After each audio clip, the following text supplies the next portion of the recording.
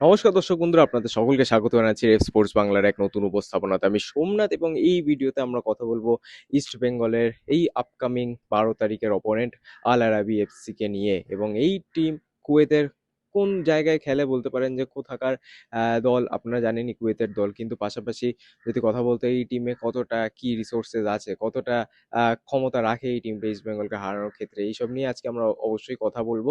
কিন্তু আল আরাবির এসসির যদি কথা বলি তার আগে আমরা একটু 13 বছর পিছিয়ে যাই। কারণ ইস্ট বেঙ্গল 13 বছর আগে 2013 সালে কিন্তু খেলেছিল কুয়েত এসসির বিরুদ্ধে। আপনাদের সকলেই মনে থাকবে সেই Kuwait SC east Bengal AFC কাপের সেমিফাইনালে কুয়েত এসসি মুখোমুখি হয়েছিল, এবং জোহরদিতে যে সেকেন্ড লেগটা হয়েছিল সেখানে কুটিনোর খেলা আপনাদের আশা করি সকলেরই মনে থাকবে। সেই কুটিনো ব্রাজিলিয়ান অ্যাটাকিং মিডফিল্ডার খেলতেন সেই কুয়েত এসসির টিমে, এবং যেই খেলাটা তিনি সেইবার জোহরদিতে খেলেছিলেন, আমার মনে হয় যে এখনো পর্যন্ত ইস্টবেঙ্গল সমর্থকরা সেই খেলাটা ভোলেনি। ইন ফিউচার তারপরেও কিন্তু যখন ইস্টবেঙ্গলের দল গঠন হয়েছে সকলেই এই কুটিনোর নামটা জুড়ে দিত ইস্টবেঙ্গলের সঙ্গে, যে এই প্লেয়ারটার সঙ্গে ইস্টবেঙ্গল কথা বলছে, এই প্লেয়ারটা আসতে পারে ইস্টবেঙ্গলে। বাট যাই হোক, এতটাই কিন্তু ইম্প্যাক্ট ফেলেছিল কুটিনোর পারফরমেন্স কুয়েত এসসি জার্সিতে অ্যাগেনস্ট ইস্ট বেঙ্গল। বাট হ্যাঁ, 13 বছর পরে কিন্তু আবারও আরেকটা কুয়েতের দল আসছে জুহরতিতে, আল আরাবি এফসি।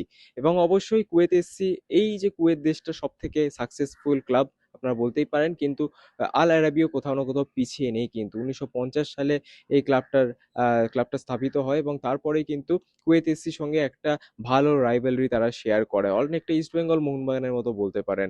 অতটা ফিয়ার্স না যতটা ইস্টবেঙ্গল মোহনবাগানের যে কলকাতা ডার্বি সব থেকে ফিয়ার্সেস্ট ডার্বি ইন এশিয়া, অতটা না হলেও কিন্তু তারা বলতে পারেন এক কথায় লোকাল রাইভেলস। এবং সেখানে কুয়েত এসসি এবং আল আরাবির মধ্যে কিন্তু ম্যাচ চলতেই থাকে। এবং রিসেন্টলি মে মাসে কিন্তু তাদের একটা ডোমেস্টিক কাপ হয়, সেখানেও কিন্তু আল আরাবি হারিয়েছে কুয়েত এসসিকে 3-0 গোলে, এবং তারা কিন্তু সেই ডোমেস্টিক কাপটা জিতেছে। এবং সেখানে সমর্থকদের গর্জন বলুন, সমর্থকদের উচ্ছ্বাস বলুন, সেটা কিন্তু দেখা গেছিল। সো কোথাও না কোথাও পিছিয়ে নেই, দে আর স্ট্রং টিম আল আরাবি এসসি। কিন্তু আজকে যদি এই ভিডিওতে আমরা কথা বলি, স্পেসিফিক্যালি আমাদের ফোকাস থাকবে আল আরাবির উপরে। তাদের কি কি প্লেয়ার্স আছে বলতে পারেন, বা তারা কতটা প্রস্তুতি নিয়ে এসছে, সেসব নিয়ে কিন্তু আজকে আমরা এই ভিডিওতে কথা বলবো।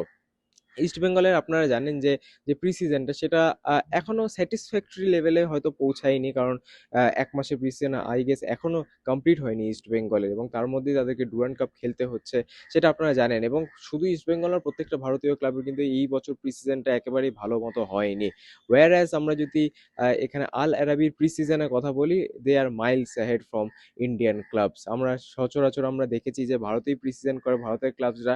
কখনো কখনো আমরা দেখেছি যে থাইল্যান্ডে গিয়ে প্রি সিজন করেছে মুম্বাই সিটি এফসি, কেরালা ব্লাস্টার্সের মতো দল। কেরালা ব্লাস্টার্স একবার ইউএইতে গিয়েও প্রি সিজন করেছিল। বাট এখানে আল আরাবি টার্কিতে কিন্তু একটা 3 সপ্তাহ লম্বা প্রি সিজন করে আসছে, এবং এই 3 সপ্তাহের প্রি সিজনে তারা কিন্তু দুটো বড় দলের বিরুদ্ধে খেলেছে। একটা রিসেন্ট পাস্টে পিরামিড এসসির বিরুদ্ধে তারা খেলেছে। পিরামিড এসসি হচ্ছে ইজিপ্টের ফার্স্ট ইয়ারের অন্যতম সাকসেসফুল এই টিম, এবং এই সেই পিরামিড এসসির বিরুদ্ধে অবশ্যই তারা হেরেছে 3-1 গোলে। বাট অ্যাগেন তারা দেখাচ্ছে যে তারা কতটা সিরিয়াসলি নিচ্ছে এই এসিএল 2 কোয়ালিফাইং ম্যাচটা। জাস্ট এই ইস্ট বেঙ্গল ম্যাচটা খেলতে আসার জন্যই কিন্তু তারা এতটা বড় প্রি প্রি বলতে পারেন যে প্রিপারেশন বা প্রি সিজন নিয়ে আসছে। এবং পাশাপাশি আরও একটা টিম আছে টার্কিশ ফার্স্ট টায়ারে, এরজুম রুম স্পোর্ট যদি কথা বলি, এরজু রুম স্পোর্ট। তারা কিন্তু যথেষ্ট বড় ক্লাব টার্কিশ ফার্স্ট ডিভিশনে, এবং তাদের বিরুদ্ধেও কিন্তু খেলেছে এখানে আল আরাবি এসসি। তাদের বিরুদ্ধে অ্যাকচুয়ালি 3-1 গোলে হেরেছে তারা। বাট আরজুম স্পোর্ট এফসির যদি আমরা কথা বলি, তারা কিন্তু সেই যে টার্কিশ লিগ আপনারা দেখেছেন গ্যালাতাসারায় যেখানে খেলে, ফার্নান্ডসবার্গ যারা যেখানে খেলে, সেই লিগেই কিন্তু খেলে এই আরজুমস্পোর এফসি। বাট হ্যাঁ, এই দুটো বড় টিমের ছাড়া কিন্তু তাদের যে প্রিপারেশনটা সেটাও অবশ্যই কিন্তু অনেক দিন ধরে চলছে। More than a month pre season করেছে আল আরাবি এসসি, এবং তাদের যে সিজনটাতে সেটাও কিন্তু খুব ইন্টারেস্টিং।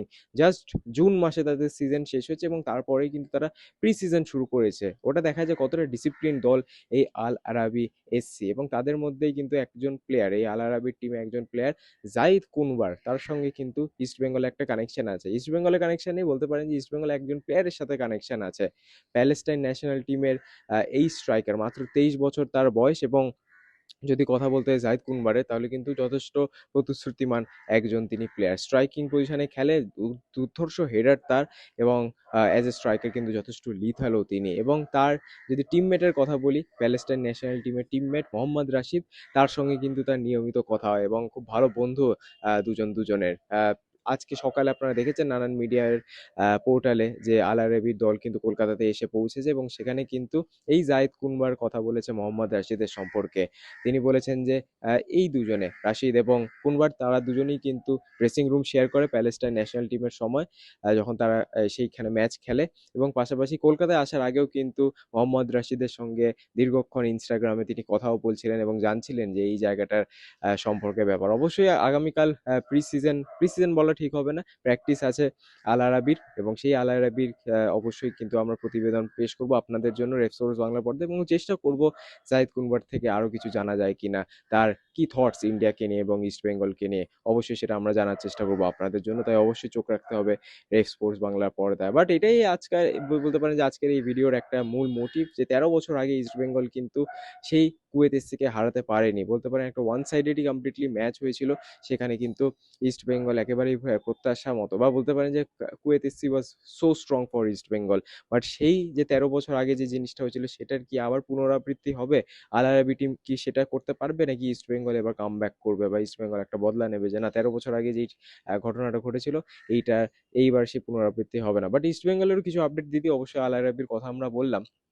ইস্ট বেঙ্গলের দিক থেকে আপনারা জানেন যে গতকালই আমরা একটা ভিডিও বানিয়েছিলাম যুবভারতী থেকে, সেখানে কিন্তু অ্যান্টোনিও লোপেস হাবাস 1 মিনিটের মধ্যে বেশ কয়েকটা আপডেট দিয়ে দিল। সেটা হচ্ছে সব থেকে ইম্পর্টেন্ট আপডেট, সেটার মধ্যে হচ্ছে এফিয়ং ইনসুঙ্গিসি এফিয়ং তিনি কিন্তু এখনো ভিসা পাননি এবং সেটাই কিন্তু বড় চিন্তা ইস্ট বেঙ্গলের জন্য। এখনো পর্যন্ত ভিসা পাননি, এই এএফসি যে ম্যাচটা আছে সেটা তিনি খেলতে পারবেন না, নো চান্স। এবং তারপরে ইস্ট বেঙ্গলে কিন্তু কোয়ার্টার ফাইনালও আছে ডুরান্ড কাপের, মোস্ট লাইকলি 14, 15, 16 এবং 17 এই 4 দিন ডুরান্ড কাপের কোয়ার্টার ফাইনাল হবে এবং সেখানেও এফিয়ংকে পাওয়া যাবে কিনা সেটা নিয়েও কিন্তু ধোঁয়াশা তৈরি হচ্ছে। এবং পাশাপাশি তারপরে সেমিফাইনাল আছে, ফাইনাল আছে, কত তাড়াতাড়ি এফিয়ং আসবে কলকাতাতে ইস্ট বেঙ্গলের এই ক্যাম্পটা জয়েন করতে সেটা কিন্তু অ্যাগেন সময়ের অপেক্ষা আমাদের করতেই হবে। বাট আগেন আমরা যদি কথা বলি এই পুরো ম্যাচটাকে নিয়ে, তাহলে ইস্ট বেঙ্গলে কিন্তু মাল্টিপল প্রবলেমস আছে। নাচো মনসালভে ইস্ট বেঙ্গলের ডিফেন্ডার, একমাত্র ডিফেন্ডার এই সিজন, বিদেশি ডিফেন্ডার রাদার, তিনি কিন্তু একটা হাঁটুতে চোট পেয়েছেন লাস্ট ম্যাচে। আমরা আশা করছিলাম যে হয়তো কোনো চোট আঘাত লাগেনি ইস্ট বেঙ্গলের প্লেয়ারদের, বাট হ্যাঁ নাচো মনসালভে তার কিন্তু একটা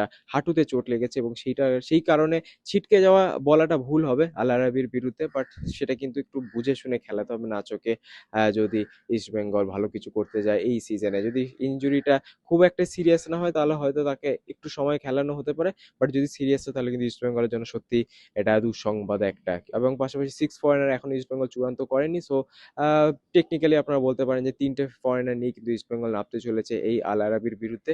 এবং পাশাপাশি আল আরাবি টিমেও কিন্তু 4 থেকে 5টা ফরেনার আছে, তারা কিন্তু ফুল স্ট্রেংথ নিয়ে নামবে ইস্ট বেঙ্গলের বিরুদ্ধে, দে আর প্রিপেয়ার্ড। বাট দেখা যাক কি হয় ইস্ট বেঙ্গল ভার্সেস আল আরাবি ম্যাচে। আজকে এই একটা বলতে পারেন এই ম্যাচের বিল্ড আপটা শুরু করলাম এই ভিডিওর থ্রুতে, এবং আগামীকাল কিন্তু আমরা অবশ্যই আল আরাবির প্র্যাকটিস কভার করবো, ইস্ট বেঙ্গলেরও প্র্যাকটিস কভার করবো এবং রাতে অবশ্যই লাইভ থাকবে এই পুরো ম্যাচটা ঘিরে। তো অবশ্যই চোখ রাখতে ভুলবেন না রেফ স্পোর্টস বাংলার পর্দায়। অসংখ্য ধন্যবাদ ভিডিওটা দেখার জন্য। আবার আপনাদের সাথে দেখা হবে পরবর্তী ভিডিওতে, ততদিনে ভালো থাকবেন, সুস্থ থাকবেন এবং নমস্কার। আপনারা যদি মাল্টি স্পোর্ট কাভারেজ দেখতে চান বা ফলো করেন তাহলে কিন্তু একটাই ডেস্টিনেশন, রেভ স্পোর্টস।